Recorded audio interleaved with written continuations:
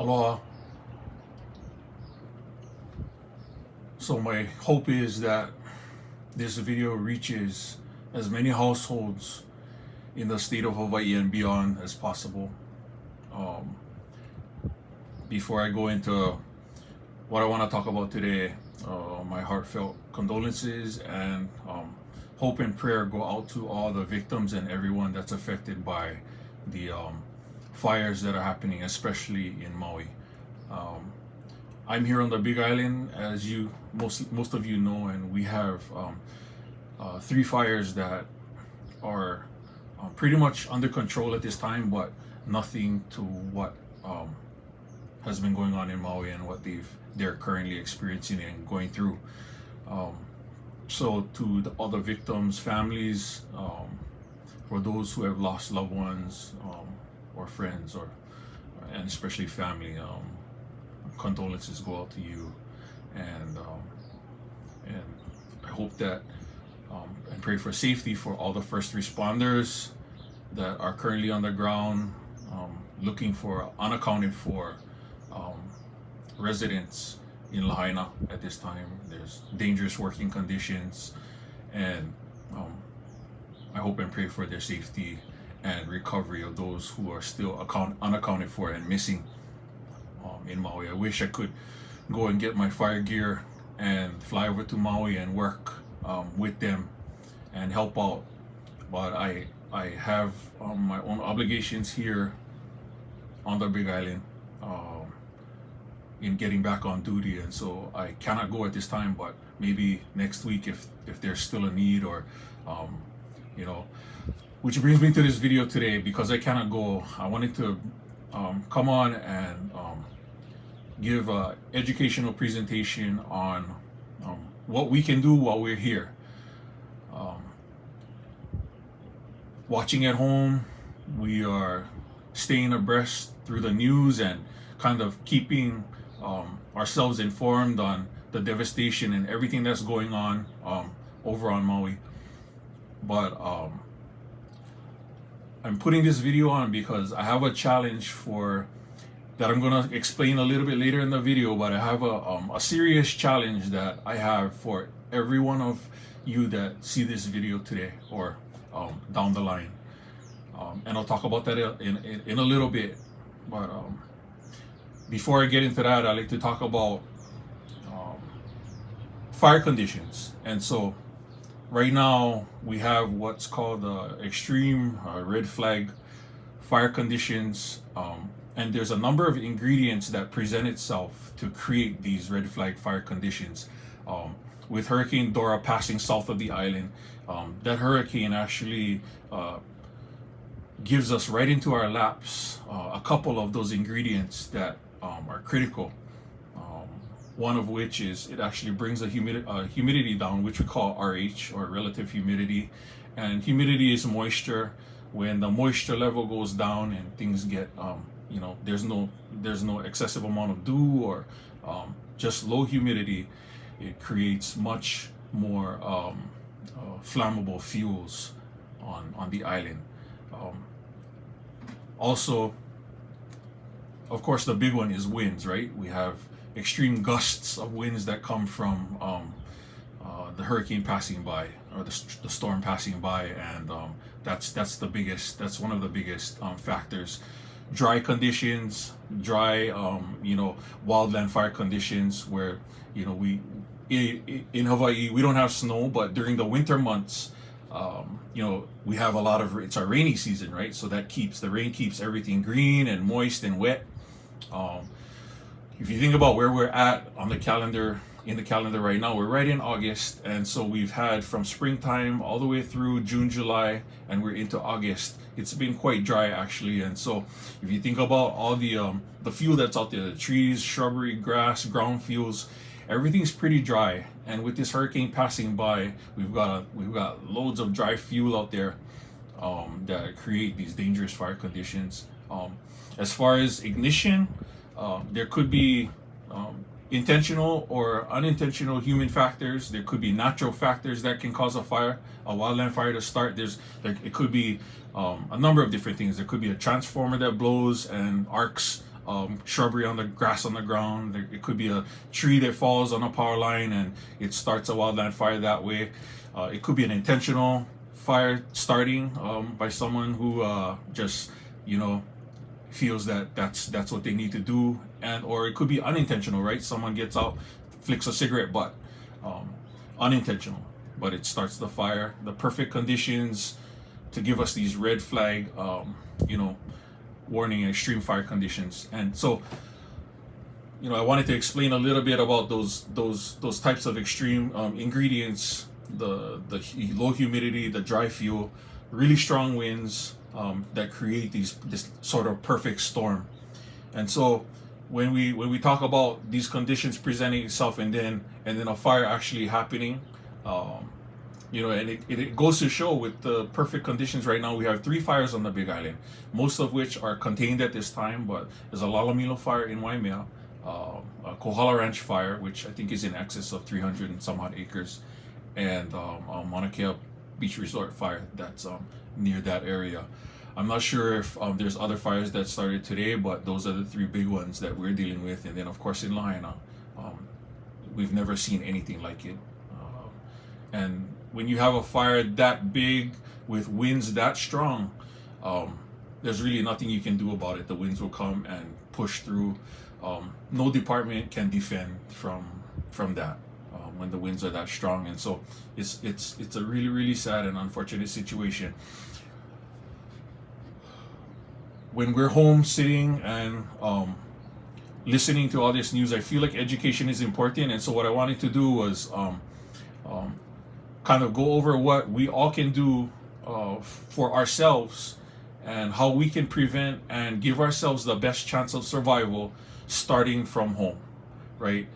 There's different levels of protection that should happen in a community. You start from home, then you think about your community at large, then you think about the district in general, and then of course the island. But starting from home, I wanted to challenge and make this video to challenge every single one of you to go outside and take a walk around your home. Take a look at what kind of fuels you have right up against your home that are not managed. In other words, it's right up against your home between that 0 to 5 foot to even 10 foot range around your house. Take a look at what kind of fuels you have around your home, and be serious with yourself and ask yourself, what can you do to protect your home? And in fire service, we call that creating a defendable space. And so I'd like to challenge everyone to go outside and make sure that you have a defendable space. Protect yourself, be proactive, think in terms of prevention and how you can defend yourself. If you go on Google and take a look at what a defendable space is, you'll see how amazing wildland fires have come to the property, and with 20, 30, 40 feet of defendable space, created a safety buffer zone around the home where you can actually hunker down in strong winds and strong fire conditions to come through, and be protected. You're protecting yourself. And so if you go outside, take a look at your maintenance. Cut back any dry brush or cut back any trees. Get your weed eater out, get whatever you need to out, and go cut back and do some maintenance around your home. Create a defendable space to give yourself the best chance of survival. And if you're outside of the urban area and you're out in the country, if you're on acreage, then you also, even more importantly, you're probably up against wildland fire topography, or huge fields, tall grass, pastures, forestry that can easily burn up to your property. And so it's even more critical that you create a defendable space around your property.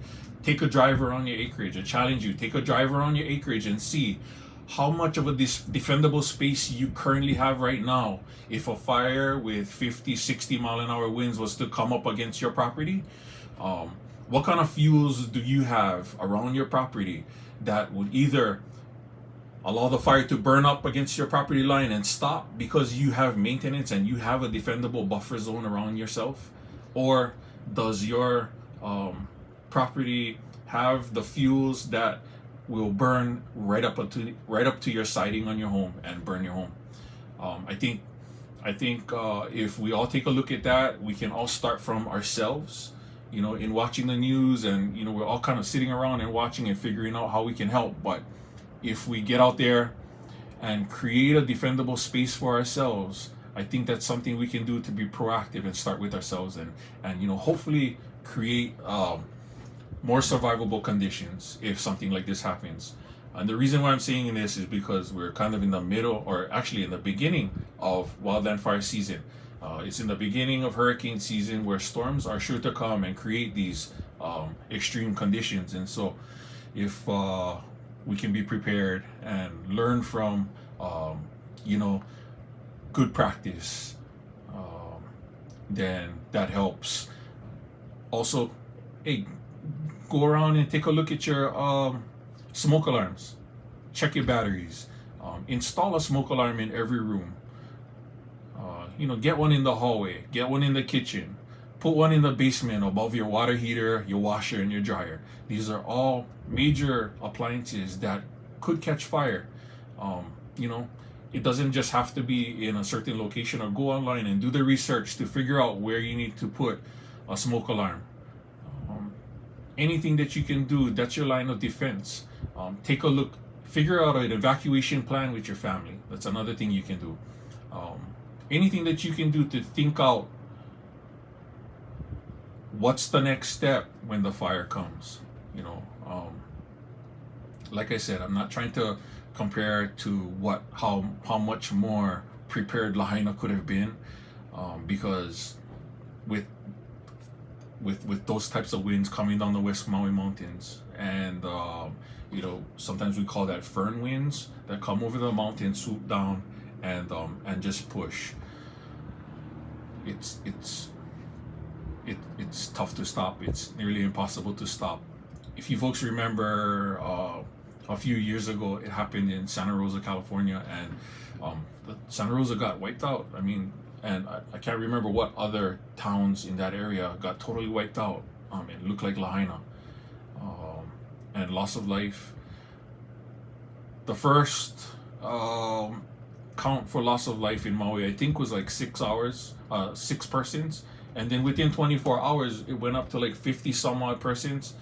So if it went up that much in 24 hours, that 50 some odd number, I truly believe is not even close to the final result. You see videos of residents talking about bodies and people that didn't make it out. There's still unaccounted for persons on lists that family members are trying to reach. And so, I was just sitting, trying to think of, of course, I saw Ikaika Marzo, mahalo Ikaika for posting and organizing a drop-off point at the Maku market. For the Big Island, it's going to be at the Maku market. And check out Ikaika Marzo's social media. He has a time and a date for drop-off for supplies. And that's going to be a great way to contribute to get them water and supplies and things that they need over to Maui. But along with that kind of support, I think education is important. And so I challenge everyone to go outside and give yourself a defendable space. Take a look at what you got going on around you, whether you're in urban area, commercial, residential, you're in a community, residential community with or you're out on acreage and on farmland with acreage, and you're bordered up against pasture, forest, especially on the leeward side of the island. That's a dry side of the island. And so for the most part, you make a judgment call on what kind of fuels you are backed up against and how your home is protected, or how your safety zone is protected. Like I said, Google defendable space or wildland fires, and you'll see examples, pretty amazing pictures of examples of homes that were actually where the black or the burnt area of the fire comes right up around the home or the surrounding property, and there's a huge buffer because of good maintenance, good maintenance and a good defendable space. So I'll do my best to get any more information out to you that I can think of as far as education and what we can do. But just to summarize real quick, I challenge everybody to get out there and go and take care of your own kuleana at home. Spread the word to your family. Spread the word to your neighbors, and your community. When we talk about the home, we also talk about the community at large, and then we talk about the district at large. There may be some areas or some large pieces of property that might be unmanaged in your community. It might be a defunct operation that's no longer being maintained. And when a large portion of land is no longer being maintained in a district, that's where the fuels grow and grow and grow and get really hazardous and create a big hazardous runaway situation where it may be impossible to stop with the perfect storm that we currently experienced in Maui. So that's all I have for now. God bless everyone. I hope and pray that Hawaii is a very strong place where we can all come together, and I hope everyone can do their part in their own way and contribute, and we'll all get through this. But for now, that's my educational mana'o, and my challenge to everybody is get out there and create your defendable space no matter where you are, if you're in town or you're out in the country. Take care. God bless. Aloha.